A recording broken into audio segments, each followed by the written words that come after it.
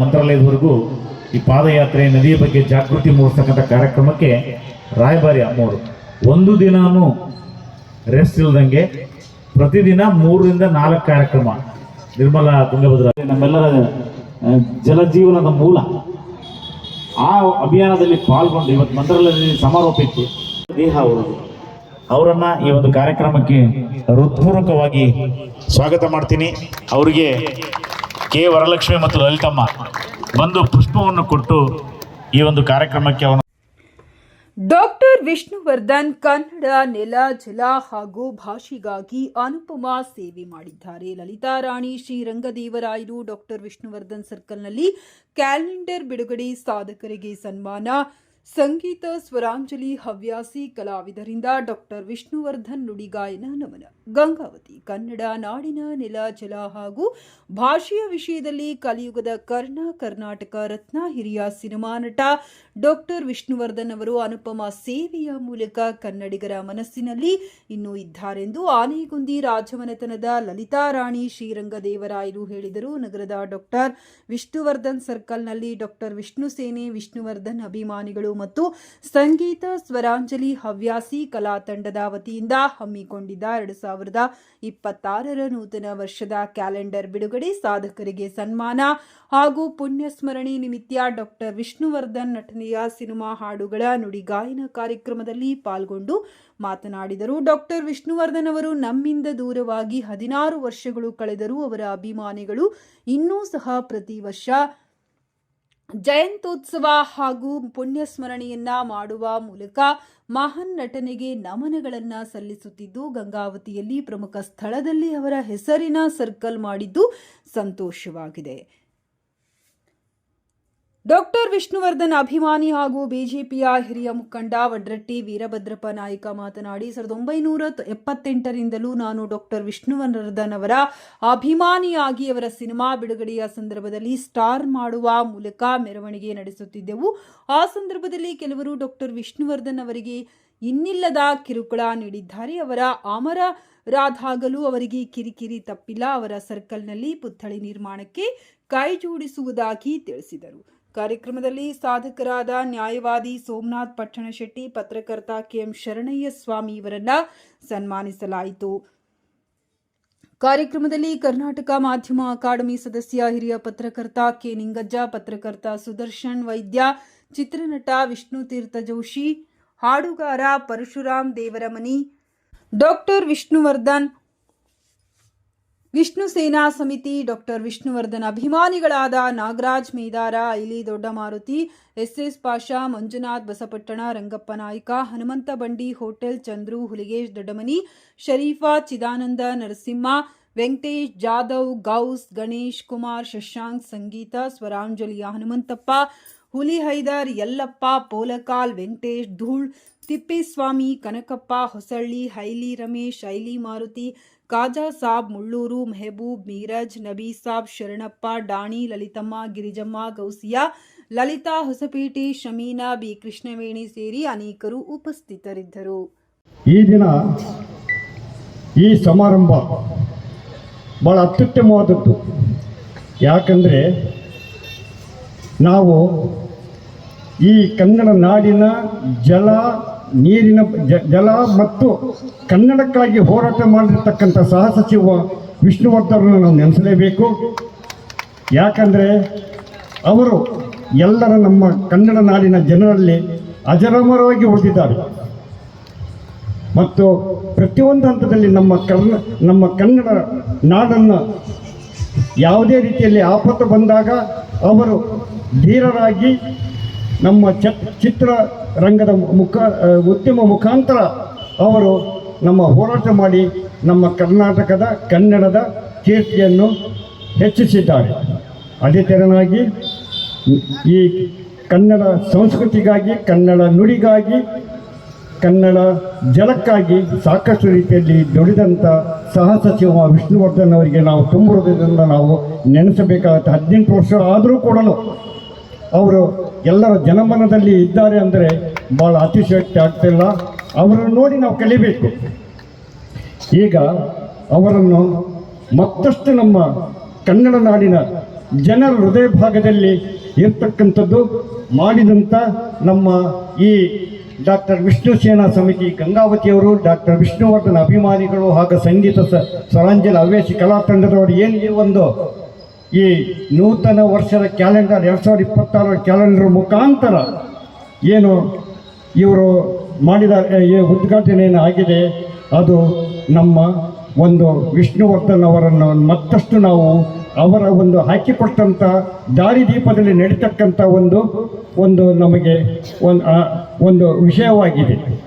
ಮಾತಾಶ್ರೀಯಾಗಿರುವಂಥ ನಮ್ಮ ತಾಯಿಯವರಾಗಿರುವಂಥ ಲಲಿತಾರಾಣಿ ಅಮ್ಮನವರು ಹಾಗೂ ಮತ್ತು ಭಾರತಿ ವಿಷ್ಣುವರ್ಧನ್ ಅವರು ತಾಯಿ ಇವರಿಗೆ ಪಾದಕ್ಕೆ ನಮಸ್ಕಾರ ತಿಳಿಸ್ತಾ ಈ ಒಂದು ಕಾರ್ಯಕ್ರಮಕ್ಕೆ ಸಹಕಾರ ಮಾಡಿದಂಥ ಎಲ್ಲರಿಗೆ ತಿಳಿಸ್ತಾ ನನಗೇನಪ್ಪ ಅಂದರೆ ಒಂದು ಖುಷಿ ಅನ್ನೋದೇನೆಂದರೆ ನಮ್ಮ ಕೊಪ್ಪಳ ಜಿಲ್ಲೆಯಲ್ಲಿ ನಾನು ಸುಮಾರು 20 ವರ್ಷ 7ನೇ ಕ್ಲಾಸ್ ಇದ್ದೊಳಗೆ ವಿಷ್ಣುವರ್ಧನ್ದ ಕಡ್ಗ ಹಾಕ್ಕೊಂಡು ಮನ್ಯಾಗ ವಿಷ್ಣುವರ್ಧನ್ ಎಲ್ಲ ಹಚ್ತೇವೆ ನಾನು. ಆವಾಗ ವಿಷ್ಣುವರ್ಧನ್ ಅವರಂದರೆ ನನಗೆ ಅಭಿಮಾನ.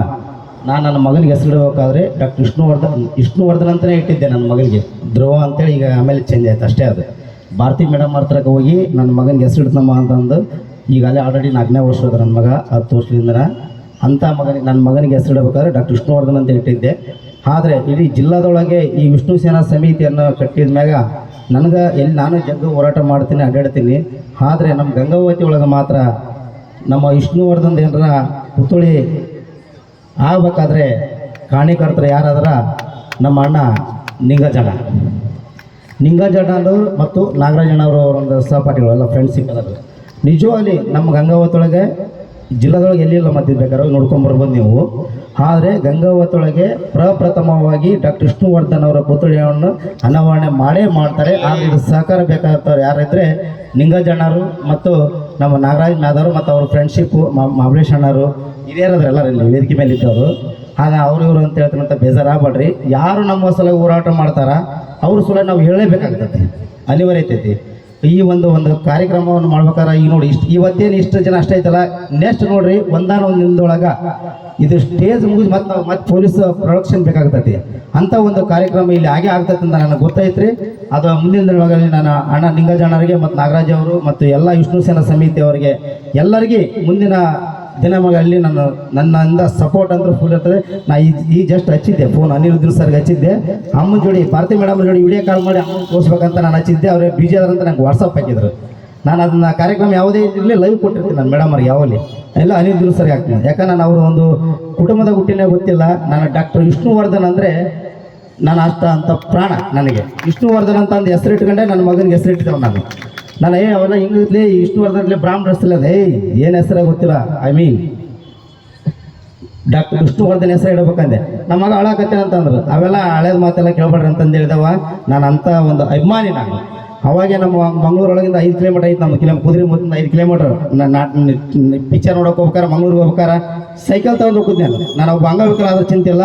ನಾನು ಇಷ್ಟೊಂದು ಪಿಕ್ಚರ್ ನೋಡ್ದಂತ ಓದ್ಬೇದೆ. ನನ್ನ ದುರದೃಷ್ಟ ಅವರು ನಾನು ಏನಾರ ಇಷ್ಟ ನಾಲೆಜ್ ಇದ್ದಾಗ ಏನಾರ ಇದ್ದಿದ್ರೆ ನಾ ಗಂಗಾವತಿಗೆ ನಾನು ನಿಂಗಜಣ್ಣನ ಆಶ್ರಮದಿಂದ ನಾಗರಾಜಣ್ಣನ ಆಶ್ರಮದಿಂದ ನಾನು ವಿಷ್ಣುವರ್ಧನ್ ಕರ್ಸಿದ್ದೆ ನಾನು ನನ್ನ ಒಂದು ಬೆಳಮ್ಯಾಗ ಅಂತ ತಿಳ್ತಾ ನಾನು ಇಷ್ಟು ಮಾತಾಡೋಕೆ ಅವಕಾಶ ಕೊಟ್ಟಂಥ ನಿಂಗಜಣ್ಣರಿಗೆ ಮತ್ತು ನಾಗರಾಜಣ್ಣರಿಗೆ ನಮ್ಮ ತಾಯಿಯವರಾಗಿರುವಂಥ ಅಮ್ಮನವರಿಗೆ ನಮಸ್ಕರಿಸ್ತಾ ನನ್ನ ಮಾತನ್ನು ಮುಗಿಸ್ತಾರೆ. ಜೈ ಕರ್ನಾಟಕ ಮಾತೆ.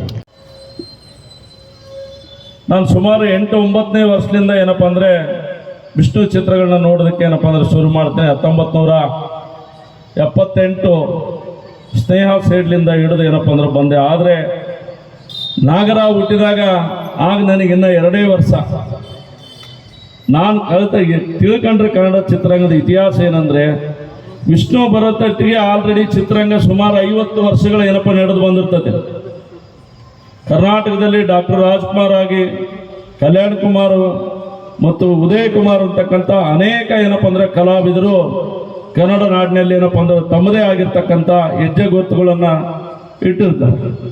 ಅಂಥ ಒಂದು ಸಂದರ್ಭದಲ್ಲಿ ಇಡೀ ಚಿತ್ರರಂಗ ಹೊಸತನ್ನ ಬಯಸ್ತಾ ಇರ್ತಕ್ಕಂಥ ಸಂದರ್ಭದಲ್ಲಿ ವಂಶವೃಕ್ಷದ ಮೂಲಕ ಬಾಲನಟನಾಗಿ ಗುರುಸಿಕೊಂಡಿದ್ರು ಸಹ ಇಡೀ ಕರ್ನಾಟಕ ರಾಜ್ಯಕ್ಕೆ ಒಂದು ಅತ್ಯಂತ ಪ್ರಬಲವಾದ ಒಂದು ಶಕ್ತಿ, ಒಂದು ಜ್ಯೋತಿ ಉದಯಿಸಿದೆ. ಏನಂದ್ರೆ 1972ನೇ ಇಸ್ವಿ ನಾಗರಾವನ್ನು ನೋಡದೇ ಇರ್ತಕ್ಕಂಥ ಕರ್ನಾಟಕದ ಸುಮಾರು 6 ಕೋಟಿ ಜನರು, ಒಬ್ಬರು ಕೂಡ ನೋಡಲಾರ್ದಂತರಿಲ್ಲ. ಸುಮಾರು 6 ಕೋಟಿ ಜನ ಅವತ್ತಿನ ಜನ್ರೇಷನ್ನು, ಇವತ್ತಿನ ಜನ್ರೇಷನ್ನು, ಮುಂದೆ ಇರ್ತಕ್ಕಂಥ ಜನ್ರೇಷನ್ ಕೂಡ ಏನಪ್ಪ ಅಂದ್ರೆ ಇವತ್ತು ಆ ನಾಗರಾವ್ ಚಿತ್ರನ ಏನಪ್ಪ ನೋಡಿದೆ.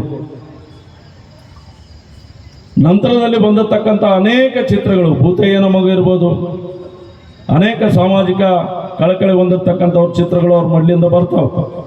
ಆದಾಗಿ ಕೂಡ ಇವತ್ತಿನ ನಾವು ಯಾಕೇನಪ್ಪ ಅಂತಂದ್ರೆ ವಿಷ್ಣು ಇರೋಷ್ಟು ದಿನನೂ ಕೂಡ ನೋವು ಮತ್ತು ಕಷ್ಟ ಸುಖ ಎರಡನ್ನೂ ಕಂಡಿದ್ದಾರೆ. ಅವ್ರ ಜೊತೆಗೆ ಅವರ ನೋವಿನಲ್ಲಿ ನಾವು ಅಭಿಮಾನಿಗಳು ಏನಪ್ಪ ಅಂತಂದ್ರೆ ಅವ್ರ ಕಣ್ಣಲ್ಲಿ ನೀರು ಬಂದ್ರೆ ನಮ್ಮ ಕಣ್ಣಲ್ಲಿ ರಕ್ತ ಬರ್ತಿತ್ತು. ಆ ನಿಟ್ಟಿನಲ್ಲಿ ಏನಪ್ಪ ಅಂದ್ರೆ ನಮ್ಮ ಅಭಿಮಾನ ಇತ್ತು.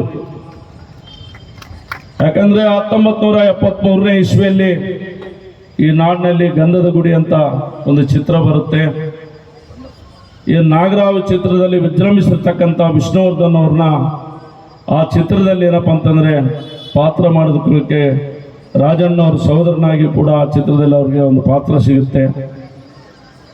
ಅವತ್ತು ನಮ್ಮ ದುರಾದೃಷ್ಟವಶಾತು ಅಥವಾ ನಮ್ಮ ಬ್ಯಾಟ್ ನಮ್ಗೆ ಗೊತ್ತಿಲ್ಲ, ಯಾರೋ ಒಬ್ಬ ಕಲಾವಿದ ಆ ಗನ್ ಲೋಡ್ ಮಾಡಿಟ್ಟಿರ್ತಾರೆ. ಒಂದು ಕೊನೆಯ ಸನ್ನಿವೇಶದಲ್ಲಿ ರಾಜಣ್ಣನವ್ರಿಗೆ ಏನಪ್ಪ ಅಂದರೆ ಅಣ್ಣ ಅಂತ ಗೊತ್ತಿರಲಾರ್ದಂಥ ಸಂದರ್ಭದಲ್ಲಿ ಅದು ವಿಲನ್ ಪಾತ್ರ ಆಗಿರುತ್ತೆ.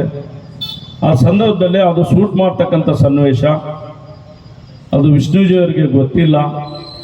ಒಬ್ಬ ಕಲಾವಿದನಾಗಿ ತನ್ನ ಆ್ಯಕ್ಟಿಂಗ್ ತಾನು ಮಾಡಕ್ಕೆ ಹೋದಾಗ ಅಲ್ಲಿ ಯಾರೋ ಒಬ್ಬ ನಟ ಏನಪ್ಪ ಅಂತಂದರೆ ಆಲ್ರೆಡಿ ಗನ್ ಲೋಡ್ ಮಾಡಿಟ್ಟಿರೋದ್ರಿಂದ ಆ ಗನ್ ಏನಪ್ಪ ಅಂದ್ರೆ ಶೂಟೌಟ್ ಆಗುತ್ತೆ. ತಕ್ಷಣದಿಂದನೇ ಅಲ್ಲಿಂದ ಶುರುವಾಯ್ತು ರೀ ದ್ವೇಷ. ಎಲ್ಲಿವರೆಗೆ ರೀ ಸ್ವಾಮಿ? ನಾವು ಸತ್ತು, ನಮ್ಮ ನಾಯಕರು ಸತ್ತು ಇವತ್ತು 18 ವರ್ಷಗಳಾದರೂ ಕೂಡ ಈ ಕರ್ನಾಟಕ ರಾಜ್ಯದಲ್ಲಿ ಶೋಷಣೆಗೆ ಒಳಗಾಗಿದ್ದೀವಿ. ಆದಾಗ್ಯೂ ಕೂಡ ಯಾವುದೇ ಅವತ್ತಿನ ತೊಂದರೆ ಕೊಟ್ಟಿರ್ತಕ್ಕಂಥ ಕರ್ನಾಟಕದಲ್ಲಿ ಎಷ್ಟು ಮನಸ್ಸುಗಳು, ಎಷ್ಟು ಸಂಘಟನೆಗಳು, ಅದು ವಿಶೇಷವಾಗಿ ರಾಜ್ಕುಮಾರ್ ಸಂಘಟನೆಗಳು ನಮ್ಮನ್ನು ತೊಂದರೆ ಕೊಟ್ಕೊಳ್ತಾ ಬಂದರು. ಇವತ್ತು ಸಾರಾ ಗೋವಿಂದ ಅಂತಕ್ಕಂಥ ವ್ಯಕ್ತಿ ಎಷ್ಟು ಅನ್ಯಾಯ ಮಾಡಿದ್ರು ಆ ಕುಟುಂಬಕ್ಕೆ ಅಂದಾಗ ಈಗಿರೋ ಶಕ್ತಿ ಆಗಿದ್ರೆ ನಾವು ನೋಡ್ಕೊಳ್ತಿದ್ದೀವಿ ಆ ವ್ಯಕ್ತಿನ ಒಂದು ಕೈ. ಬಟ್ ಅವತ್ತಿನ್ನೂ ನಾವು ಚಿಕ್ಕವರು ಇಷ್ಟು ಪ್ರಬಲವಾಗಿ ಬೆಳೆದಿರಲಿಲ್ಲ. ಆದಾಗಿ ಕೂಡ ಕಷ್ಟ ನಷ್ಟಗಳ ನಡುವೆ 72ರಿಂದ ಹಿಡಿದು 2007ವರೆಗೂ ಆಪ್ತ ಮಿತ್ರ, ಆಪ್ತ ರಕ್ಷಕ ಬರಲ್ಲಿವರೆಗೂ ಸುಮಾರು 200 ಚಿತ್ರಗಳು. ಪ್ರತಿ ಒಂದೊಂದು ಚಿತ್ರನೂ ಕೂಡ ಒಂದು ಸಾಮಾಜಿಕವಾಗಿ ಬಂದಿರತಕ್ಕಂಥ ಚಿತ್ರ. ಒಬ್ಬ ವ್ಯಕ್ತಿ ಈ ಸಮಾಜದಲ್ಲಿ ತನ್ನ ಬದುಕನ್ನು ಹೇಗೆ ಕಟ್ಟಿಗೆಬೇಕು, ಹೆಂಡತಿನ ಹೇಗೆ ರೀತಿ ಗೌರವಿಸಬೇಕು, ತಾಯಿನ ಯಾವ ರೀತಿ ಗೌರವಿಸಬೇಕು, ಮಕ್ಕಳನ್ನ ಯಾವ ರೀತಿ ಗೌರವಿಸಬೇಕು, ಸ್ನೇಹಿತರನ್ನ ಯಾವ ರೀತಿ ಗೌರವಿಸ್ಬೇಕಂತ ಪ್ರತಿ ಚಿತ್ರದಲ್ಲಿ ಹೆಣ್ಣು ಮಕ್ಕಳ ಬಗ್ಗೆ ವಿಶೇಷವಾದ ಗೌರವವನ್ನು ಕೊಟ್ಟು ಒಬ್ಬ ನಟ ಇದ್ರೆ ಅದು ನಮ್ಮ ಅಣ್ಣ ವಿಷ್ಣುವರ್ಧನ್ ಅವರಂತಕ್ಕಂಥ ಮಾತನ್ನು ಕೂಡ ನಾನು ಈ ಸಂದರ್ಭದಲ್ಲಿ ನೆನೆಸ್ಕೊಳ್ಬೇಕಾಗ್ತದೆ. ಇವತ್ತು ಜೊತೆಯಲ್ಲಿ ಇವತ್ತು ಹೇಳ್ತಾರೆ ಕನ್ನಡ ಚಿತ್ರರಂಗ ಅವತ್ತಿಗೂ ಇವತ್ತಿಗೂ ಸುಮಾರಾಗಿ ಬೆಳೆದಿದೆ. ಅಂತಾರಾಷ್ಟ್ರೀಯ ಮಟ್ಟದಲ್ಲಿ ಕನ್ನಡ ಚಿತ್ರರಂಗ ಗುರುಸ್ಕೊಂಡಿದೆ. ಅದು ವಿಶೇಷವಾಗಿ ಏನಪ್ಪ ಅಂದರೆ ಸುದೀಪ್ ಕೂಡ, ಅವನು ಕೂಡ ನನ್ನ ತಮ್ಮನೇ ಇದ್ದಂಗೆ. ಯಾಕಂದರೆ ನನಗೂ ಏನೋ ವಯಸ್ಸಿನಲ್ಲಿ ಇನ್ನೂ ಚಿಕ್ಕವನು, ಒಳ್ಳೆಯ ಪ್ರತಿಭೆ. ಯಾವತ್ತೂ ಕೂಡ ಪ್ರತಿ ಚಿತ್ರದಲ್ಲಿ ವಿಷ್ಣು ಸಂದೇಶ, ವಿಷ್ಣು ಹೆಸರಿಲ್ಲಾದ ಯಾವ ಚಿತ್ರ ಕೂಡ ಮಾಡಿಲ್ಲ. ಇವತ್ತು ಅಂತಾರಾಷ್ಟ್ರೀಯ ಮಟ್ಟಕ್ಕೆ ಕನ್ನಡ ಚಿತ್ರರಂಗದ ಮಾರ್ಕೆಟನ್ನು ಇವತ್ತು ಒಯ್ದಿರ್ತಕ್ಕಂಥ ನಟ. ಅದೇ ರೀತಿಯಾಗಿ ಇವತ್ತು ನಾವು ರಾಕಿ ಬಾಯ್ ಇವತ್ತು KGF ಮೂಲಕ ಭಾರತೀಯ ಚಿತ್ರರಂಗದಲ್ಲಿ ಕನ್ನಡ ಚಿತ್ರರಂಗದ ಕೀರ್ತಿ ಪತಾಕೆ ಹಾರಿಸಿರ್ತಕ್ಕಂಥ ಆ ವ್ಯಕ್ತಿ ಕೂಡ ಏನು ರಾಮಾಚಾರಿ ಅಂತಕ್ಕಂಥ ಗುಡುಗಿದೆ ಕರ್ನಾಟಕದಲ್ಲಿ. ನಾಗರಾವಿನ ಮೂಲಕ ರಾಮಾಚಾರಿ ಅಂತಕ್ಕಂಥ ಗುಡುಗು ಪ್ರತಿದಿನ ಸದ್ದು ಕೇಳ್ತಾ ಇದೆ ಕನ್ನಡ ಚಿತ್ರರಂಗದ ಇತಿಹಾಸದಲ್ಲಿ. ಆ ರಾಮಾಚಾರಿ ಚಿತ್ರದ ಮೂಲಕ ಬಂದು ಇವತ್ತು KGF ಮೂಲಕ ಅಂತಾರಾಷ್ಟ್ರೀಯ ಮಟ್ಟಕ್ಕೆ ಬೆಳೆದಿರ್ತಕ್ಕಂಥ ಏನು ಇಬ್ಬರು ಪ್ರತಿಭೆಗಳಿದ್ದಾರೆ, ಅವೆಲ್ಲವೂ ಕೂಡ ನಮ್ಮ ಅಣ್ಣನ ಆಶೀರ್ವಾದದಿಂದ ಬಂದಿರತಕ್ಕಂಥವ್ರು. ನಮ್ಮ ಅಣ್ಣನ ಅವರಿಬ್ಬರು ಅಪ್ಪಟ ಅಭಿಮಾನಿಗಳು ಅಂತಕ್ಕಂಥದ್ದು ಕೂಡ ನಮಗೆ ಈ ಸಂದರ್ಭದಲ್ಲಿ ಹೇಳೋಕ್ಕೆ ಏನಪ್ಪ ಅಂತಂದರೆ ಸಂತೋಷ ಆಗುತ್ತೆ. ಆದರೆ ಅದ್ರ ಜೊತೆಗೆ ಇನ್ನೊಂದು ಏನಪ್ಪ ಅಂತಂದರೆ ನನ್ನ ಮಿತ್ರರಿಗೆ ಹೇಳ್ತೀನಿ, ಇವತ್ತು ನಾವು ಸ್ಟಾರ್ ನಟರು 100 ಕೋಟಿ 200 ಕೋಟಿ 1000 ಕೋಟಿ ಸ್ವಾಮಿ, ಏನು 40 ವರ್ಷದ ಹಿಂದೆ 1982-83ನೇ ಸಾಲಿನಲ್ಲಿ ಏನಪ್ಪ ಅಂದರೆ ಸಾಹಸ ಸಿಂಹ ಅಂತಕ್ಕಂಥ ಚಿತ್ರ ಕನ್ನಡ ಚಿತ್ರರಂಗದಲ್ಲಿ ಬಂದಂತಹ ಸಂದರ್ಭದಲ್ಲಿ ಇಡೀ ಏನಪ್ಪ ಅಂತಂದ್ರೆ ಹಿಂದಿ ಚಿತ್ರರಂಗ ಬೆಚ್ಚಿ ಬೀಳುತ್ತೆ. ಕನ್ನಡ ಚಿತ್ರರಂಗದಲ್ಲಿ ಇಂಥ ಒಂದು ಚಿತ್ರನ ಮಾಡೋದಕ್ಕೆ ಸಾಧ್ಯನಾ ಅಂತಕ್ಕಂಥ ನಿಟ್ಟಿನಲ್ಲಿ ಸಿನಿಮಾನೇ ಮುಖ್ಯ ವಿನೋದ ಸಾಧನ.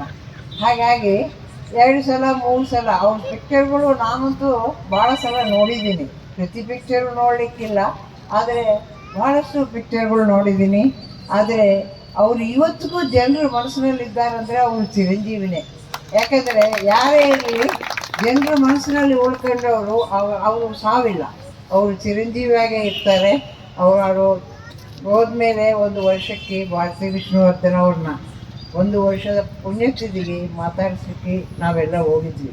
ಯಾಕಂದರೆ ಅವರು ಕರಕುಶಲ ನಿಗಮದ ಅಧ್ಯಕ್ಷರು, ಮಾಜಿ ಅಧ್ಯಕ್ಷರಾಗಿದ್ದರು. ಹಾಗಾಗಿ ಬೋರ್ಡ್ ವತಿಯಿಂದ ಮತ್ತು ಸ್ಟಾಫು ನಾನು ಎಲ್ಲ ಹೋಗಿ ಅವ್ರನ್ನ ಮಾತಾಡಿಸಿ ಅವತ್ತು ಅಲ್ಲಿನೇ ಊಟ ಮಾಡಿ ಬಂದೀವಿ.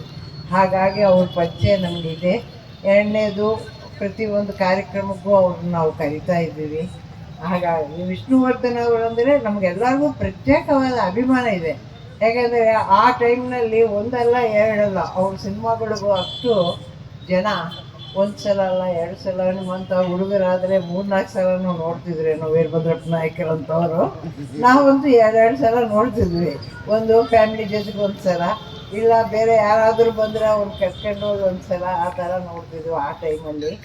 ಆದರೆ ನಿಜವಾಗ್ಲೂ ಅವ್ರನ್ನ ಮರೆಯೋಕ್ಕಾಗಲ್ಲ. ಇವತ್ತು ನೀವು ಮರ್ತಿಲ್ಲ ಅಂದರೆ ನಿಮ್ಮನ್ನು ಅಭಿನಯಿಸಬೇಕು. ಯಾಕಂದರೆ ಇಷ್ಟು ಅಭಿಮಾನ ಇಟ್ಕೊಂಡಿರಿ ಅಂದಮೇಲೆ ಪ್ರತಿ ಹಳ್ಳಿಯಲ್ಲಿ ನಾನು ನೋಡ್ತೀನಿ ಅವರ ಅಭಿಮಾನಿಗಳು ಇದ್ದಾರೆ. ಆದರೆ ಈ ಅಭಿಮಾನ ಸದಾಕಾಲ ಇರಲಿ. ಯಾಕಂದರೆ ಒಂದು ವ್ಯಕ್ತಿನೇ ನೀವು ನಂಬಿದ್ದೀರಿ, ಅವ್ರ ಬಗ್ಗೆ ನಿಮಗೆ ಅನ್ನ ಅಂತ ಈಗ ವೀರಭದ್ರಪ್ಪ ನಾಯಕ ಕರೆದಾರೆ, ಅದೇ ಅಭಿಮಾನ ಡಾಕ್ಟರ್ ರಾಜ್ಕುಮಾರ್ ಅವ್ರ ಮೇಲಾಗಲಿ, ಡಾಕ್ಟರ್ ವಿಷ್ಣುವರ್ಧನ್ ಮೇಲಾಗಲಿ ಈ ಅಭಿಮಾನ ಜನರಲ್ಲಿದೆ. ಇದು ಸದಾಕಾಲ ಇರಲಿ. ಯಾಕಂದರೆ ಇದ್ದಾಗ ಮಾತ್ರ ಅವರು ಚಿರಂಜೀವಿಯಾಗಿರ್ತಾರೆ ಅಂತ ಹೇಳಿ ತಮಗೆಲ್ಲರಿಗೂ ಧನ್ಯವಾದಗಳು ಅರ್ಪಿಸ್ತಾ ನಾನು 2 ಮಾತು ಮುಗಿಸ್ತಾ ಇದ್ದೀನಿ.